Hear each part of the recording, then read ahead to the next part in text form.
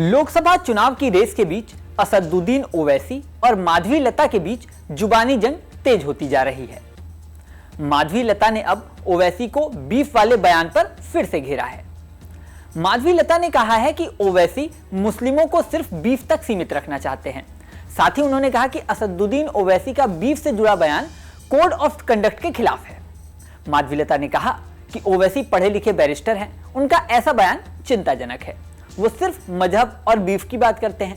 साथ ही कहा कि ओवैसी मुस्लिमों को सिर्फ बीफ तक ही सीमित रखना चाहते हैं, उनके विकास की बात नहीं करते। माधवी लता ने कहा कि उनके पास सिवाय मजहब की बात करने के और कुछ भी नहीं है। अब 40 साल से मुस्लिम बीफ के आगे नहीं बढ़ सके, ये ओवैसी के लिए बड़ा सवाल है। सुनिए माधवी लता की बात। इन पर तो तुरंत एक्शन लेना चाहिए इलेक्शन कमीशन, क्योंकि जब इतना पब्लिक में ये लोग ये कह रहे हैं कि बीफ काटो और खाओ, और वो लोग रिलीजन के नाम पर भी, जैसे कि वो लोग मस्जिद के नाम पर वोट पूछ रहे हैं, दिसंबर 6 का नाम छेड़कर वोट पूछ रहे हैं, बाबरी मस्जिद का नाम छेड़कर वोट पूछ रहे हैं, तो ताज्जुब की बात है ये सारे एक ऐसे पढ़े लिखे बैरिस्टर साहब के मुंह से निकल रहा है। और इससे भी तो दर्दनाक बात तो ये है कि वो मुसलमान को एक बीफ की हद तक छोड़ दिए हैं, तो उनको बीफ काटने और बीफ खाने से आगे बढ़ना नहीं है उनके हिसाब से। तब तो सारे मुसलमान पसमंदे भाई और बहनों को सोचना चाहिए, क्या उनके जिंदगी बीफ के अलावा कुछ अहमियत ही नहीं है क्या? साथ ही माधवी लता ने यह भी कहा कि किराए के घर से 7 एकड़ के घर में पहुंचने का फॉर्मूला असदुद्दीन ओवैसी के पास है। हमारे पसमानदा भाई बहनों को वो फॉर्मूला अगर ओवैसी दे दे तो उनका भी कुछ भला हो जाए।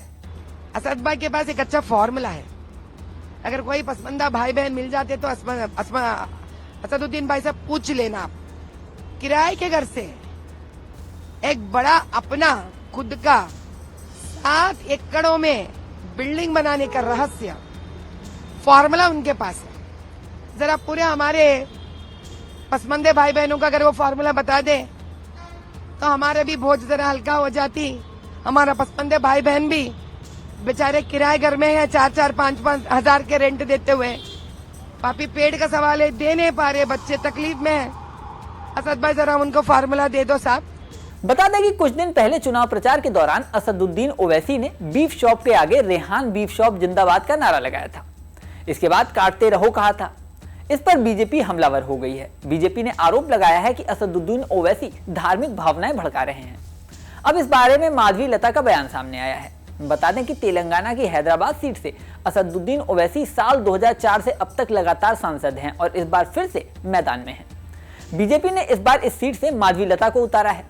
माधवी लता और ओवैसी के आमने सामने आने से हैदराबाद की सीट देश की सबसे हॉट सीटों में शुमार हो गई है। इन दो कैंडिडेट के अलावा कांग्रेस ने हैदराबाद से मोहम्मद वली उल्लाह समीर को अपना प्रत्याशी घोषित किया है। इससे मुकाबला त्रिकोणीय दिखाई दे रहा है। लोकसभा चुनाव में हैदराबाद में चौथे चरण में यानी 13 मई को मतदान होना है। अब रिजल्ट क्या होगा ये तो समय बताएगा। इस वीडियो में फिलहाल इतना ही। बने रहें न्यूज नेशन के डिजिटल प्लेटफॉर्म पर।